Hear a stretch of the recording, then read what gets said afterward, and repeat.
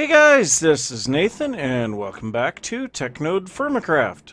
So in between episodes I've been doing a little bit of just oddball work here and there. I went ahead and put my berry bushes out here to free up a little space in my food chest.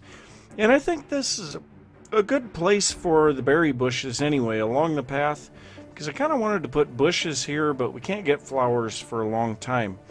Now another thing that I did, I smelted a whole bunch of copper to make some ingots. We're going to need those a little later on here today. I also put out a few more chests because I went out and started mining some iron or hematite. So I've got a little of that ready to go, and hopefully we'll be getting to that sometime soon. And then there's a couple other things that I've done. I've just finished going through and cutting all of the decay off of the food and organizing the food, so we've got that a little bit better now. But there's a couple of things that I want to do in the quest book, and then we are going to dive headlong into metallurgy. So let's take a look at the quest book here. So we're going to head back to the Stone Age, and we're going to finish this up. So first off, we have salad bar. So, I think I have read this before, so we need to make a salad. For that reason, I made a couple of ceramic bowls. So we are going to go ahead and create a salad, and let's see if okay, that does work. So this is going to give us 4 more bowls and 8 bottles of enchanting. Whoop-de-da! So now the next one, stronger than vanilla. So first off, we had harvest time. Jute is an extremely important crop, even though you can't eat it. Mature jute is 2 blocks high and has yellow flour on top. Okay, well, I've been finding a lot of jute as I wander around, so I got plenty of that. Then there's soak that jute. Now that you have some jute, you'll want to soak it in some fresh water. This can be done in a large vessel or a barrel. You'll need 200 millibuckets per jute, so 25 can be processed in a full large vessel, and 50 can be processed in a full barrel. So we need some jute fiber. Now I've already put that stuff into a barrel, and I've got 30 jute fiber. So that takes care of that. A rope. Time to craft that precious, precious rope. Don't worry, you can tie knots. No need to glue it to animals. So, I guess eat a little salad here. Because, well, we are running out of food. So, we need to make rope. So let's take a look at the uses on this. We can make burlap, cloth, and a loom, but we don't have the loom yet. So we need to make this one, not this one. So this is 5 jute in this oddball shape. What else is there? There's twine. Terra firma stuff. What can we do with that? Oh, we can bundle sticks? What? We can use that as fuel. Bunch of sticks. Oh, neat. We can take 9 sticks and put them together into a bunch of sticks. That is pretty cool. But anyway, let's go ahead and make up some of this rope, so that we can hopefully complete this one. So this is going to give us jute seeds. We'll go ahead and take that.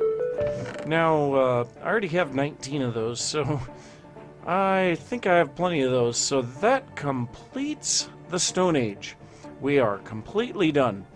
So now we are going to head into the Casting Age, and we're going to try to get the basic smithing, work our way up through some of this stuff, and then into the Iron Age is what I'm hoping for today. So I need to make the forge, which somewhere here I thought there was a quest for that. The forge, yeah. So this one explains how to make the forge. So I'm going to get that set up. I'm going to use these basalt bricks, and I'll see you guys in just a little bit. So I have the basic structure set up here, even though I ran out of bricks one before I wanted to. Now, if you need to place down blocks here and you don't have a pickaxe to break something out, thatch blocks are a great scaffold block because they are not affected by gravity and you can punch them back down. So keep that in mind. But we are going to take some charcoal, which, by the way, I made some more charcoal, and I also picked up some coal while I was out getting the kaolinite. So we have some of that, but we need to place the charcoal in here, and then we need to hit it with a fire. Whoa, got too many. Okay, so did I do that wrong? Let's take a look at the book. How much are we supposed to put in? 7 pieces of charcoal. Okay, so let's take one back out, and there we go. We have a forge. So now what we'll want to do is put some charcoal in here right away, and then I am going to grab all of these copper ingots, if I can pick them up. There we go. And they're all flying off into oblivion. Okay, I've got 16 of those. I need to grab some flux as well, and I'm pretty sure I still have some. Yeah. Okay, so we will want flux. We want that. We're going to grab this 1 block of basalt. We're going to place this down right next to it. I'm going to go grab a hammer, and we smack the top of this with the hammer. That turns it into a forge, an anvil, a stone anvil. Where did that block go? I have no idea. But let's get those out of our inventory. So now we've got hammer time. So now we can put flux in there. We can put a stone hammer in there. Probably going to want to have more than 1 stone hammer on me, but now I am going to start dropping these copper ingots in here 4 at a time. We're going to warm them up and then weld them together. So as soon as these get hot enough for welding, I will do that, but also as a safety precaution, we want to take these ceramic molds and drop them over here. So if these guys get too hot and melt, the ceramic mold will catch the liquid metal and we won't lose it. Alright, so we have a couple of ingots that have reached the can weld. So we're going to put these in here and we're going to weld those together. So we needed to make double ingots. So these were really close to melting. And so we just keep doing this, and we'll have to make a bunch of these. Now, something that I remember from before is we can take these ingots and place them in here to cool them down really quickly at the expense of a little bit of water. So it's always a good idea to keep a barrel of water next to your forge, and I suppose what I'll probably do later on is I'll have the anvil on one side and the barrel on the other for quenching stuff. But this does take a little while. I need to get 7 of these double ingots, because if we look at the uses on these, we need to make an eye to get our copper anvil. And this is the first anvil that we need, aside from the stone anvil. But while I am waiting for these guys to heat up, we're going to read this quest real quick.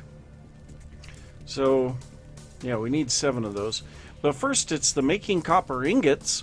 So unlike tools, you cannot skip the copper anvil. But don't worry, eventually you will have the technology to reclaim all the metal in your anvil. It is best to be prepared, so before making your ingots, you had best make your first anvil. The Tier 1 anvil is made from a raw igneous stone.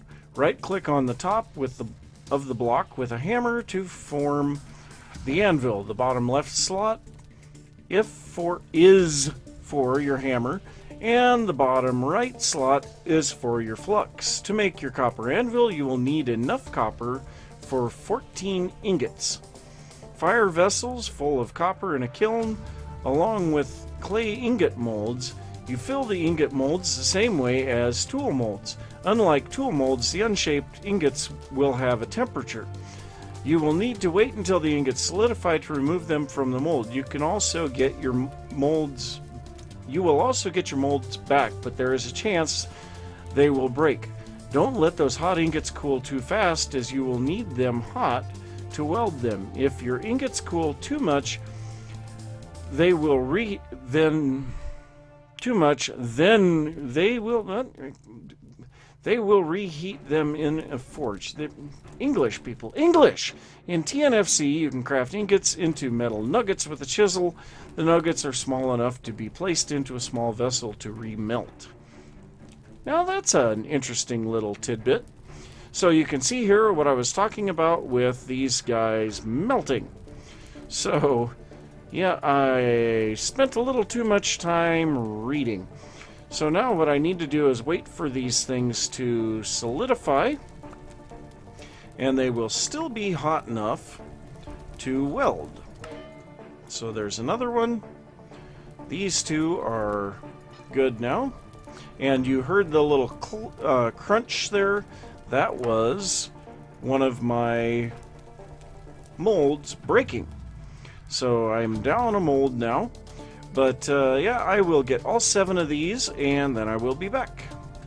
So I have all of the copper double ingots here. So that one here was doubling your ingots. It is time to weld your hot copper ingots into double ingots. If you are fast, the ingots will be hot enough still after pouring to weld. Look at the temperature tooltip to know if it is hot enough. If they cool too much, read tip is the last step for help. What? What?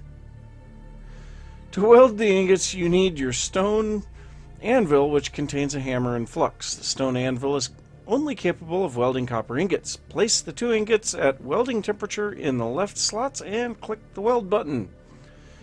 There is some really poor English in this sometimes. Alright, so the next thing, craft a copper anvil. Now all you have to do is craft the anvil. Just remember before you do that it is heavy, so if you want to carry it around, it needs to go on your back. Metals and alloys are organized into tiers. Anvils can weld metals and alloys 1 tier above their material, and smith items the same tier as their material. So a copper anvil can weld copper and bronze only, and is able to only smith copper tools. So now that you have a copper anvil, you have the technology to make a bronze anvil. So let's go ahead and make our anvil here.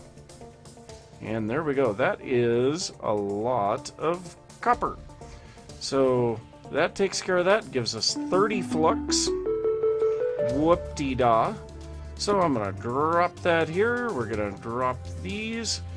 And actually I have a little bit more flux here that I'm going to drop in there. And for now I'm going to leave the stone anvil here. And now we have the next one. So we have bronze, where we learn to make useful copper alloys. A mixture of copper and other metals make a stronger alloy. The percentage of each metal in an alloy is the number of units, so be sure you know how many units each ore contains.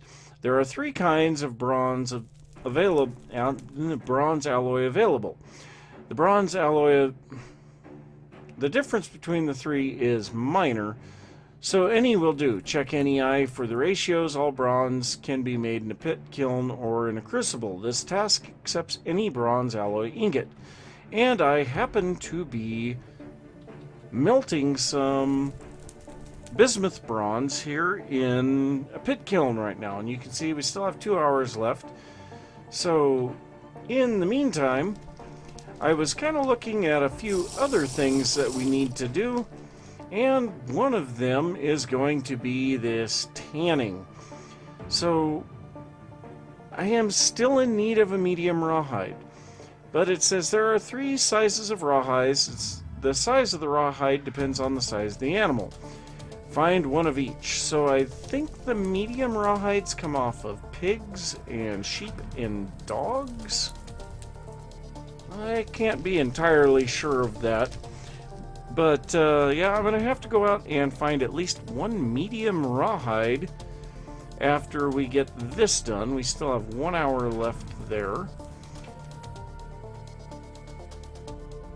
And, yeah, this is kind of interesting, the fogs and stuff. Always throws me for a loop when that fog comes in. And, oh! Now that's something I've never noticed before. So when you get the sun closer to the center, the fog turns more the color of the sky. Interesting. That was rather neat. Well, this should be done in just a second. There we go. So now we will pour out this bismuth bronze into this mold. And then same as before with the double ingots, I'm going to drop this in here. It will rapidly cool down using a little bit of water. And actually, as long as I'm thinking about it, grab some water. And there we go. So we have our bronze. So that was pretty simple. That's going to give us 8 native copper, and then we can 8 cassiterite.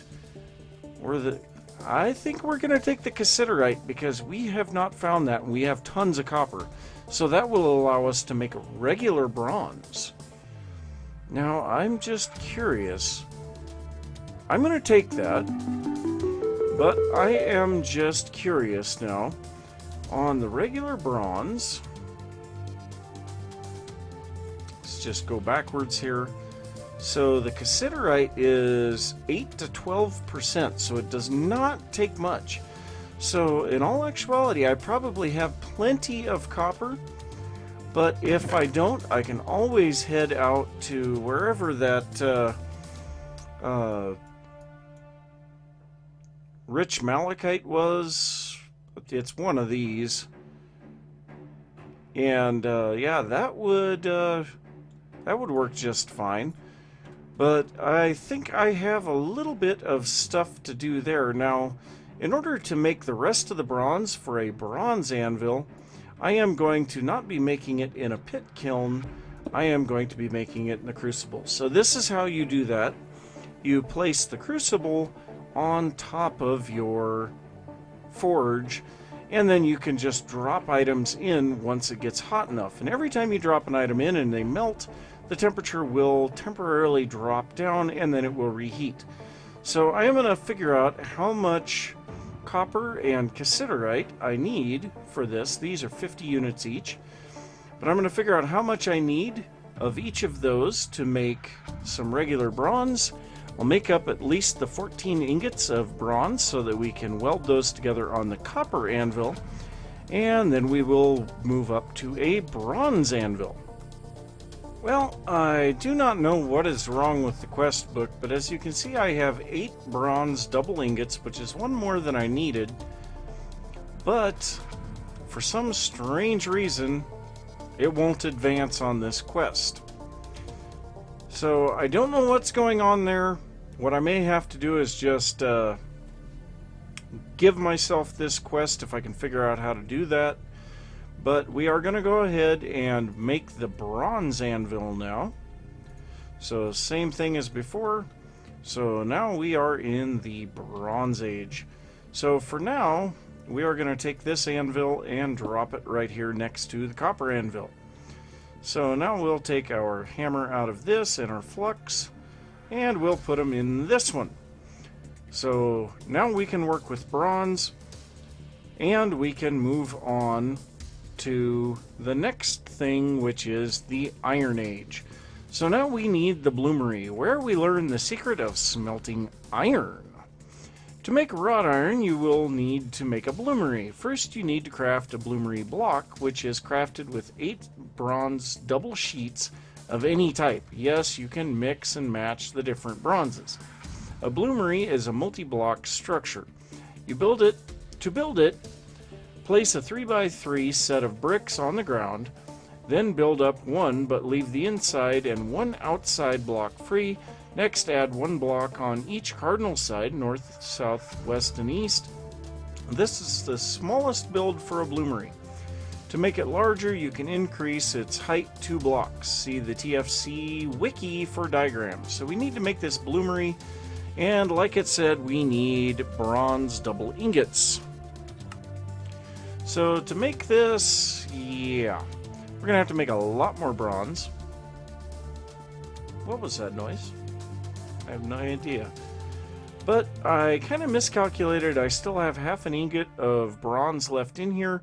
Now I am hoping that if I add more copper to this, that it's not going to mess that up. But we are using a lot of copper to do this. So I'm going to see what I can do with that. I don't want to put any more cassiterite in until I know for sure. But these bronze double sheets, the double sheets come from an ingot, or a double ingot, and the double sheets are two of these sheets. So for each one of these bloomery blocks that we build, we need 8 double sheets, which is 16 sheets, which is 32 ingots. So it is going to take a lot of material to do that. Probably going to have to go out and do some mining. I'll have to see if I can find a decent copper vein. Even though I have a copper vein over here that I've been mining, it's not the best in the world. I'd like to find some rich. Like I said, I could head out to that malachite. I guess it's out in that direction. But also, I will probably have to see if I can find some more bismuth and sphalerite so that we can make bismuth bronze instead of the regular bronze with the cassiterite. So I'll see what I can figure out with that. And yeah, then I'll be back and we'll try to build the bloomery. So, a fair distance underground, I found some poor bismuth. That's unfortunate, but I did get a little of it. We don't need a lot. But it was kind of interesting. So if we look at the mini-map, I had bismuth marked here, and while I was searching for it, I also found signs of graphite. But I also had sphalerite, tetrahedrite, hematite, you know, a whole bunch of stuff here. And so I decided I would check this out. Now this is that high density of ores that caused me to want to come to this place in the first place. And you can see just how deep I am searching for this bismuth. So, well, the first thing was I decided to check on that tetrahedrite. And it was, well, it's nighttime. That sucks. But, it's just over here in this valley, and if we look at the map, you can see there's a large area cleared out here, and that is because what I found here was rich tetrahedrite, and it's right next to the surface. So I just started clearing off the surface. So I got a whole bunch of tetrahedrite, and every time nightfall would come, I came over here to search for the hematite, and yes, I did die. But I would come over here to search for the hematite, which happened to be right underneath this spot. There's a ravine here, so I dug down right next to it and found the hematite. So that's where I'd been mining iron from. So I got enough copper that I thought, well, I'll come over here and look for this bismuth. And I started searching around this area and found that there was a high concentration of bismuth nuggets laying around this area. So this happens to be a cliff right here.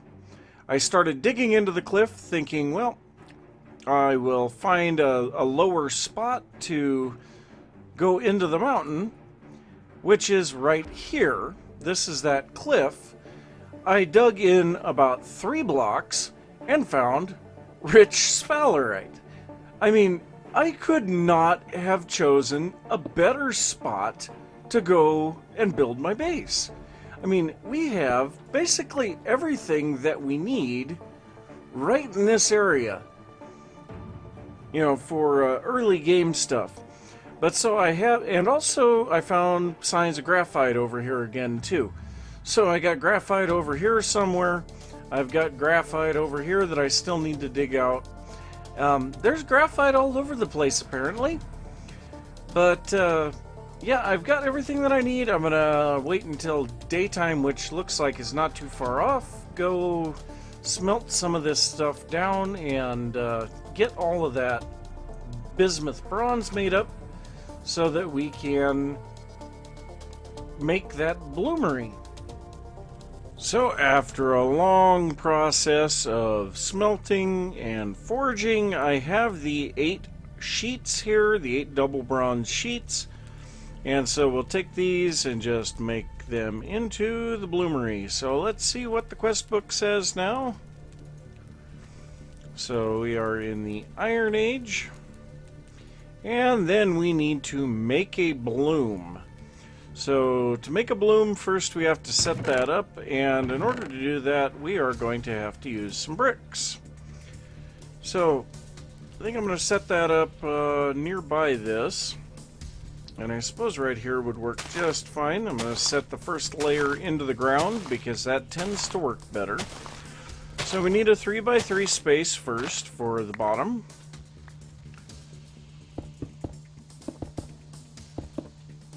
Then we need to make another layer like this, and we can't put that in until it's finished. And once again, this is where those thatch blocks as a scaffold block will come in really handy, because then we can do that, and then we can knock them out. So I am actually going to make this a little bit taller, but now we have the bloomery ready. So I think I'm going to go up this high, and then I'm going to put a jack-o'-lantern up here so that this thing doesn't turn into a big mess. And then also I kind of need a ladder up there, but I don't have anything to get up there with. Okay, well, I guess at the moment we will go like this, because you'll fall through thatch. So you still have to have those, and then I can actually break these back out. Now I don't think that's going to interfere with the bloomery. So let's take a look at what it says here. Place 8 charcoal in the bottom, then throw 8 ore pieces, regardless of quality, and 8 charcoal down the chimney. So that is per layer. So with 3 of them, we'll be able to throw 24 in there. You can add an additional 8 ore and charcoal per extra layer for a total of 24 pieces. Afterwards, light the bloomery block with a fire starter or flint and steel. In a few hours, you will have a raw bloom which you harvest with a pickaxe. So let's go ahead and grab some iron ore, if I can remember which chest I put it in. So we'll need 24 of those. We will need charcoal. I am going to have to really be working on charcoal heavily. So let's grab the charcoal here. We'll put this in here. Okay, so that's that. Now, I thought that we had to throw flux in here, but I guess, no, that might be the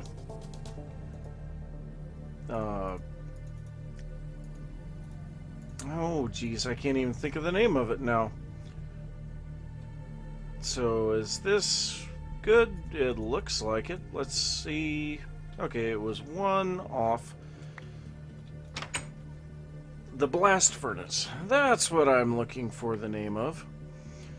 So now we're ready to take our fire starter, and we go right on the bloomery door. And now this thing, we can see it has 14 hours remaining. That's 14 in-game hours. So I am going to let this get finished on that, and then I'll be back. Alright, so the bloomery is finished. We have this bloom with 2,400 units in it. So let's see what this says now. So we or 12 units, I guess. 1,200 units. So let's see what it says here now. So working the bloom, wrought iron ingot. Well, we didn't have to worry about that because we got that from a zombie. But once you have a raw bloom from the bloomery, the first step is to heat it up in your forge until it is hot enough to be worked in a bronze anvil. After this, hammer the bloom into a refined bloom. Next, you will need to split the bloom. The last step is to either hammer each 100 unit bar into a wrought iron bar, or to melt them down in the crucible. Do not melt the refined bloom greater than 100%. What? Do not melt the refined bloom greater than 100%, as it will give you 100 units, losing the rest. Oh, okay. That shouldn't be greater than 100%. That should be greater than 100 units. But so that's all good because we got that ingot from the zombie. But this is going to give us some magnetite, bottles of enchanting, and then we have either charcoal, magnetite, or half a heart. I'm going to go with the magnetite. So there we go. This opens up an awful lot of stuff, but we're not going to be able to work on any of that today because we are out of time. So I'm going to say thanks for watching. If you enjoyed the episode, don't forget to give a thumbs up. If you are new to the channel, don't forget to subscribe. If you have any thoughts about what I've been working on, or just want to say hi or whatever, just leave that down in the comments. Don't forget about Patreon, and I will see you next time. Bye.